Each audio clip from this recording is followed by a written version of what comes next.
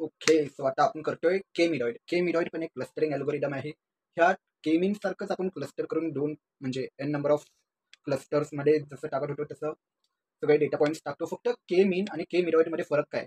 तर के मिरॉइड मध्ये आपण के मीन मध्ये आपण एव्हरेज घ्यायचो. त्याने काय व्हायचं, जर एका डाटा सेटमध्ये खूप स्ट्रॉंग नंबर आहे compare to all the data, तर ऑटोमॅटिकली तो पूर्ण क्लस्टर बायस व्हायचा.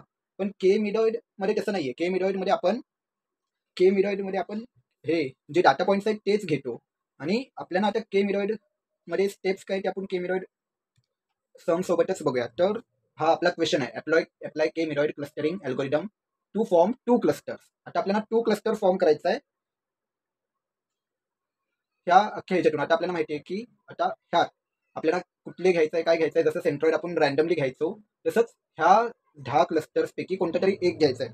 तर चला आपण घेऊया. चला मिरॉइड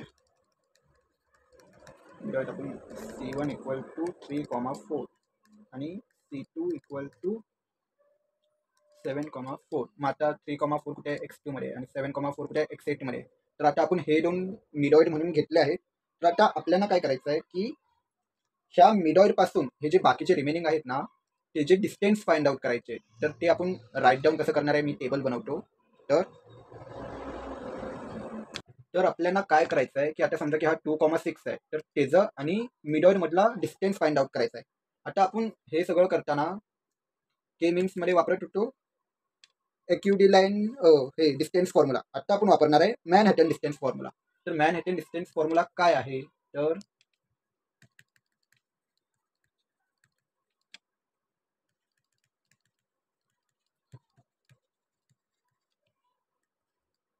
equal to mod of x1 minus x2 plus mod of y1 minus y2. Simple formula आहे, काय जास्त कॉम्प्लेक्स नाही, काय नाही.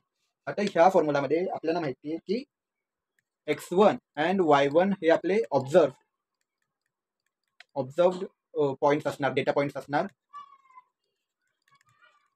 आणि x2 अँड y2 आपले मिडॉइड्स असणार, मिडॉइड्स. तर आता ह्यात आपण कसं फाइंड आउट करायचं, तर बेसिकली खूप इझी आहे. आता आपल्याला टू राईट डाऊन करताना, आता मी राईट डाऊन साठी वेगळं हे दाखवतो, हे तर आपलं एक्सप्लेनेशन झालं. राईट डाऊन कसं करायचं, तर राईट डाऊन आपण करणार स्टेप 1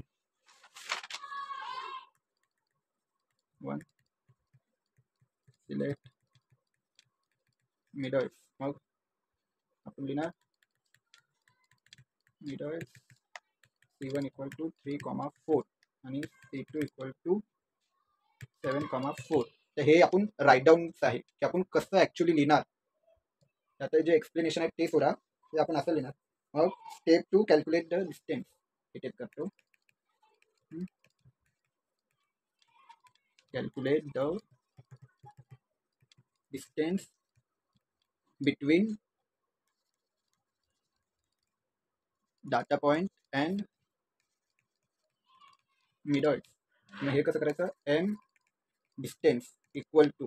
आता हा एम डिस्टन्स काय आपला, तर प्रत्येक असं नाहीये की फक्त जे नाही आहे त्यांचं करायचं, प्रत्येक स्टेपचा एम डिस्टन्स फाइंड आउट करायचा. आणि आपल्याकडे आता 2 मिरॉइड्स आहेत, तर एका डाटा पॉईंटचे 2 वेळा आपल्याला फाइंड आउट करायला लागणार आहे. डाटा पॉईंटचे 2 वेळा आपल्याला एम डिस्टन्स फाइंड आउट करायला लागणार युझिंग मॅनहॅटन डिस्टन्स फॉर्म्युला. काय Manhattan distance formula, x1 minus x2 mod plus y1 minus y2 mod. आता त्याचे आपण x1 M this is equal to, आता x1 काय आपला 2,6 आपला 2 आणि 6 आहे, तर 2 आता आपलं हे काय मायनस 3 प्लस 6 मायनस, आपण काय केलं, हा तर आपण बरोबर करतोय 2 मायनस 3 आणि 6 मायनस 4 इक्वल टू आपला आन्सर आला 3. आता हेच झालं आपला C1 प्रमाणे. आता हेच C2 प्रमाणे 2 मायनस 7 प्लस 6 मायनस 4, त्याचा आपला आन्सर येणार 7. हा झाला C2 प्रमाणे. असंच x1. आता आपण x2 चं फाइंड करूया. x2 M distance is equal to आता x2चं काय आहे 3 आणि 4 आहे. तर आता हा आपला C1 आहे खरं तर मिरॉइड आहे, पण त्याला मिरॉइड आपण कन्सिडर करायचंच नाही, म्हणून आपण x1चं कुठे पण x2चं कुठे पण जिकर पण नाही केला, म्हणजे तिथे नोट डाऊन पण नाही केला, पॉईंट आउट पण नाही केलं. मग आता 3 - 3 + 4 - 4 = 0. C1 आपला 0 आला. परत 3 - 7 + 4 - 4 = काय आला 4. C2 4 आला. आता असं करत करत पूर्ण x3 x4 x5 x6 x7 x8 x9 x10 सगळ्यांचे हे मिरॉइड्स फाइंड करायचे आणि मग ह्याला एका टेबलमध्ये पुट करायचे. तर तो टेबल कसा, तर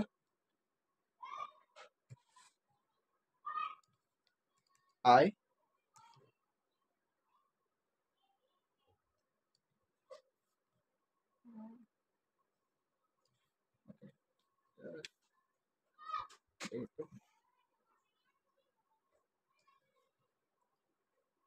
हा तर हे बघा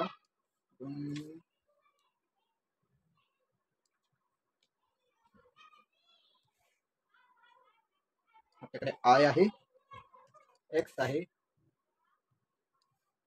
y आहे, C1 C2 आणि क्लस्टर. तर आता हा आपला झाला टेबल. आता ह्यात C1 आणि C2 काय आहे, तर ही फाइंड केलेली व्हॅल्यू ही तिथे पुट करायची. तर ओके, सो हा आपला टेबल रेडी झालेला आहे. जसं की आपण हा करतोय बघा, हा एवढा पार्ट तर आपल्याला दिलेलाच होता क्वेश्चन मध्ये. आपण काय ऍड केलं C1 C2 आणि क्लस्टर. तर आता C1 C2 आणि क्लस्टर आपण फिल करायचं झालं तर C1 आपण फाइंड केला, काय होतं C1 आपल्याला काय आलेला 3, C2 काय आलेला 7, तसंच ह्याला काय आलेलं C1 0 4. असंच करत करत करत सगळे फिल. तो आता आपण सगळे C1 आणि C2 दोन्ही पण त्याच्या टेबल्समध्ये फिल केलंय. आता आपण जसं मध्ये करत होतो K1 आणि K2 ला कम्पेअर करून, जो छोटावाला आहे त्याला घ्यायचं, इथे पण सेम करायचं. आता 3 आणि 7 कोण छोटा आहे, 3 आहे, तर C1 येणार. मग असंच करत C1 इथे पण C1 इथे पण C1 इथे पण C1 इथे C2 C2 C2 C2 C2 C2.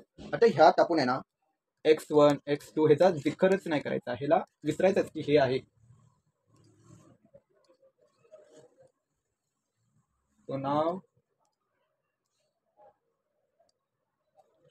नाव आता आपण सगळे क्लस्टर्स फाइंड केले की C1 मध्ये काय काय एक्झिस्ट करते, C2 मध्ये किती आहे, किती आहे, 1 2 3 4, ह्याच्यात 4 आहेत आणि ह्याच्यात 1 2 3 4 5 6, ह्याच्यात 6 आहे. सो नाव आपण स्टेप 3 कडे जाऊ. Clusters are. आता आपल्याला C1 आणि C2 चे क्लस्टर्स भेटले, तर काय आहेत क्लस्टर C1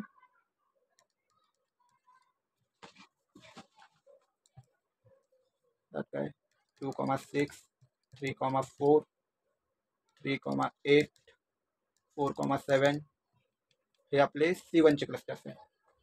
C2 च्या क्लस्टर्स मध्ये हा, तर C2 च्या क्लस्टर्स मध्ये आपल्या काय काय आहे, तर 6,2 7,3 7,4 8,5 7,6 अरे हां 7,6 झाले. तर आता आपल्याकडे सगळे क्लस्टर्स तर आपण फाइंड आउट केले. हे क्लस्टर्स आहे, C1 चे हे क्लस्टर्स आहे, C2 चे हे क्लस्टर्स आहे. तर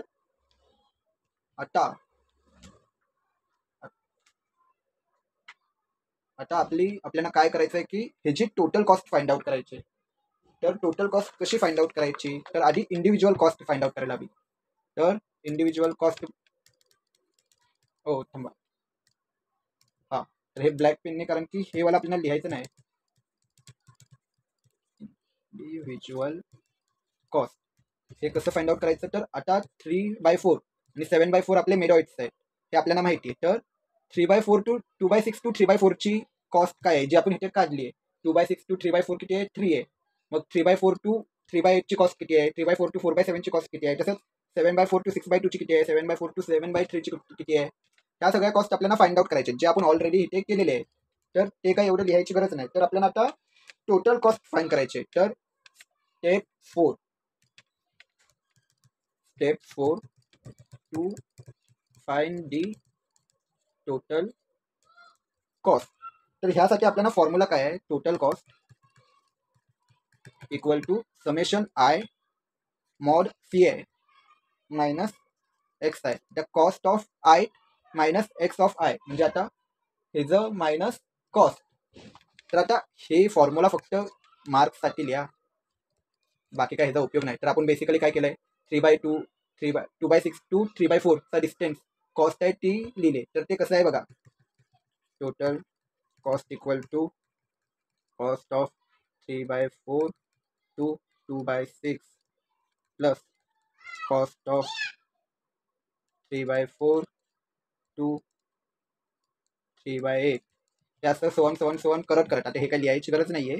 पण मग काय येणार आपल्याला, कॉस्ट इक्वल टू 3 + 4 + 4 + 2 + 3 + 1 + 1 + 2. आता ह्याच्यात कसं झालं बघा, तर पहिला आपण काय झालं, पहिला सेट काय होता 3/4 आणि 2/6चं, मग 3/4 3/8चं, मग 3/4 4/7चं, मग हे 3 झाले, मग परत 7/4 6/2चं, 7/4 7/3चं, 7/4 8/5चं, 7/4 7/6चं.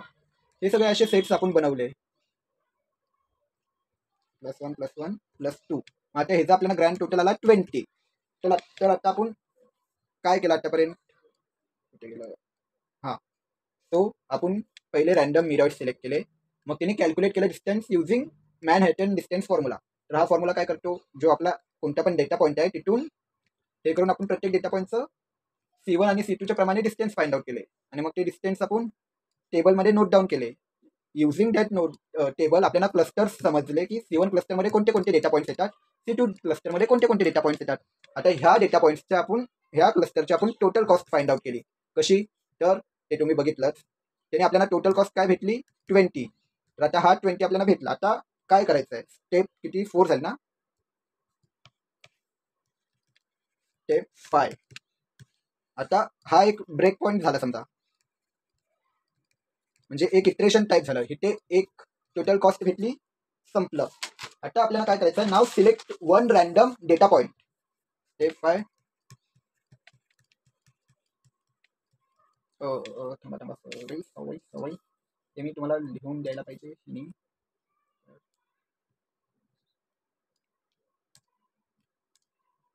हां, नाव select one random data point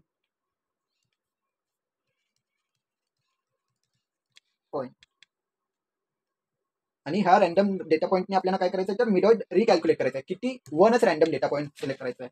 so suppose आपण C1 C2 घेतलेलं मिडॉइड्सला ना, आता आपण सपोज घेतलं O, तर O ला आपण घेऊया 7/3. आहे का 7/3 आपल्या टेबलमध्ये, 7/3 आहे. तर मग आता 7/3 ला आपण एक रॅन्डम न्यू डेटा आपला न्यू मिडॉइड म्हणून घेतलं. आता नाव replace the new medoid with any one of the existing. आता आपल्याकडे काय आहे, C1 = 3/4 आहे आणि C2 = 7/4 आहे. नाव replace the new medoid with any one of the old one. आता जुन्या दोघांपैकी कोणत्या तरी एकाला न्यू वननी रिप्लेस करायचं आहे. चला आपण C2 ला करूया.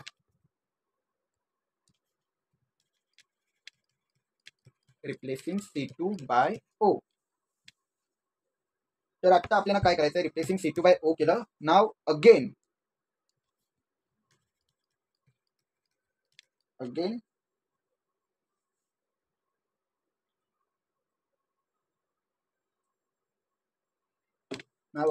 find out the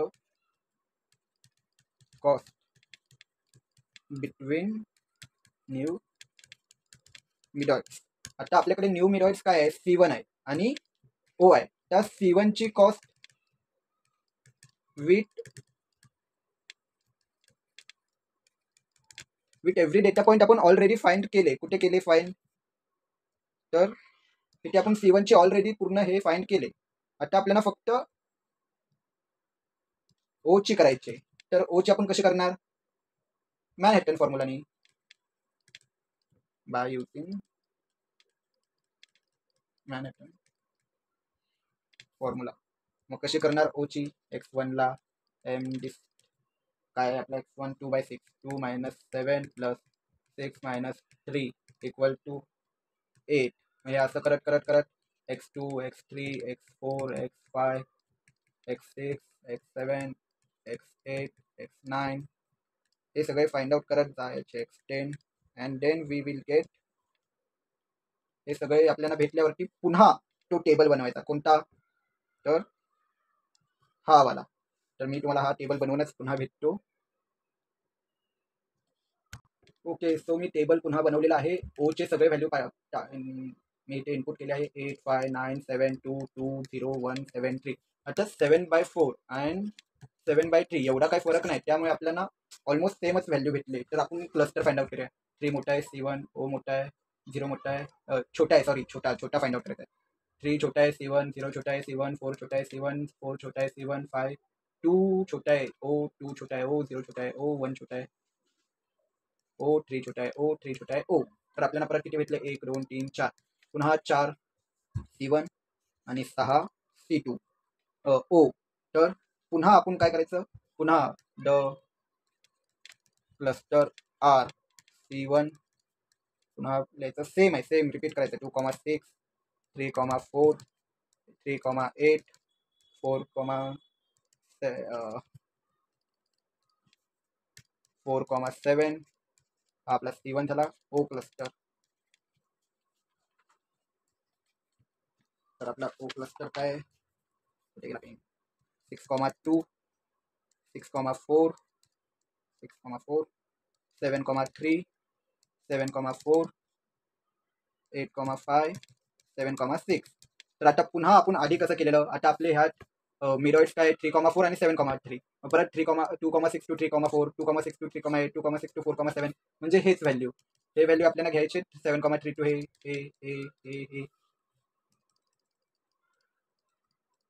हे सगळे व्हॅल्यू आपल्याला घेऊन मग पुन्हा आपल्याला टोटल कॉस्ट करायचे. आता इथे लिहायचं करंट. आता मगाशी तर झाली करंट टोटल कॉस्ट. पुन्हा ते सर्व काय? Summation of I mod XI minus CI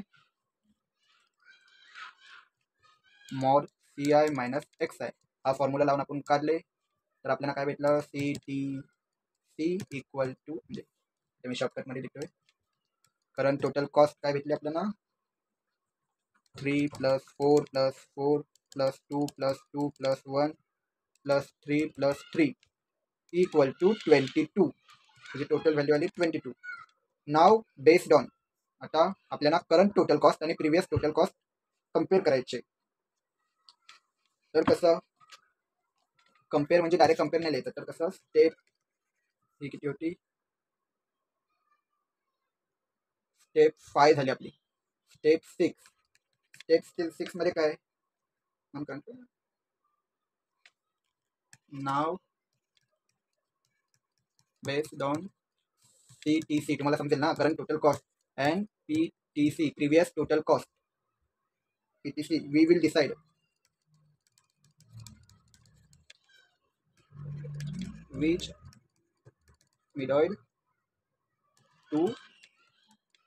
which method to choose. तर काय आहे? कॉस्ट ऑफ स्वॅपिंग हे आपल्याला फाइंड आउट करायचं आहे. Cost of swapping C2 with O. तर काय आपली cost of swapping C2 with O S is equal to CTC minus PTC current total cost minus previous total cost is equal to 20 minus 22. Oh sorry असं लक्षात ठेवा छोट्या मोठ्या गोष्टींवर. 22 minus 20 equal to 2, where 2 is greater than 0.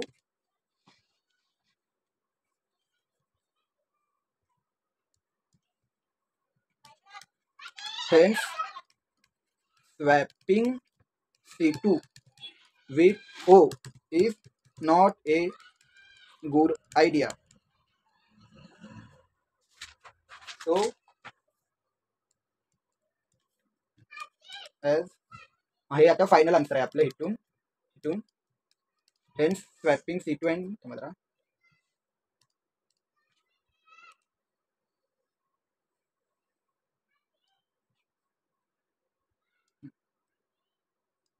swapping was not a good idea as C1 and C2 gives us the minimum total cost final midpoints जे आपल्याला find करायचे final midpoints are C1 which is 3,4 आणि C2 which is 7,4 आणि मग ते therefore cluster R मग आता C1 जो आपला इनिशियल क्लस्टर होता जो मी ब्रेक पॉईंट सांगितला त्या आधी आलेला C1 काय आहे 2,6 3,4 3,8 4,7 आणि C2 काय आहे 6,2 6,4 7,3 7,4 8,5 आणि 7,6 तर आता ह्यात आपण फाइंड काय केलं की आपल्याला आधीच आलेलं आपण परत का केलं इथे ब्रेक पॉईंट पासून तर बेसिकली आपल्याला फायनल रिझल्ट काय फाइंड करायचा आहे तो आहे की in K midpoint numerical we find the best midpoint assign cluster based on minimum distance and compute the total cost to ensure the clustering is optimal.